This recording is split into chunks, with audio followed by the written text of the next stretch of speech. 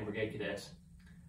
We're going to do a quick firearm safety talk here for our virtual Camp 2020. If y'all were here right now for camp, we would, there's several things that we would do. We've talked a little bit about population management.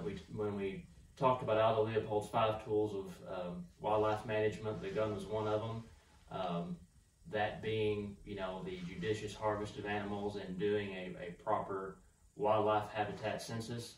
And if y'all were here, we would take that one step further and we would actually offer a hunter's ed course, and we would take y'all through a hunter safety course while you were here to ensure that, you know, throughout the process of wildlife management, harvesting of animals being a part of that process, y'all were educated and set up to be the safest and most ethical hunters that we can, you know, prepare you for in the short time that we have you. So, having said that, we're going to give y'all just a brief little taste of the kind of stuff y'all would, the kind of education y'all would be getting here during our gun safety training. And for that, I'm going to turn it over to Gary, and he's going to hit a little bit on gun safety. Thank you, Matt. Here at Buckskin Brigades, we actually have proficiency tests in 3 different weapons that you would have the opportunity to use here. One is archery equipment, use of a longbow and a compound bow. We will also be shooting 22s, free-handed, and then we'll also be shooting larger caliber. I believe it's 243 style weapons. Here we are actually in where we would be shooting in the bench for the 243 station. Wanted to go over a couple things for safety reasons.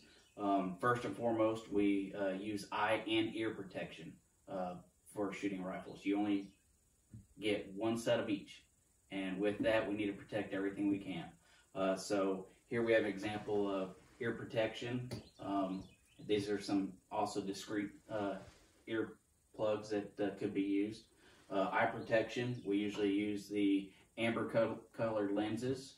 Also, that could also be used are sunglasses for eye protection if you're in a pinch. So that's the first and foremost part of gun safety.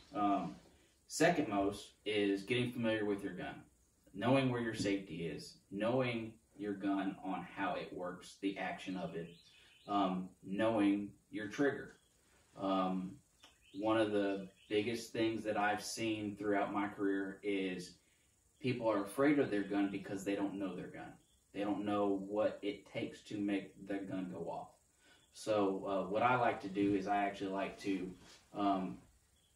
when I try to teach individuals to shoot, is I actually try to show them actually without any bullets or any ammunition in the gun, as far as you can squeeze this trigger without a bullet in there to know exactly what pounds, how much effort it takes for that trigger to go off. From that, you know what to expect whenever you actually do have a bullet in the chamber.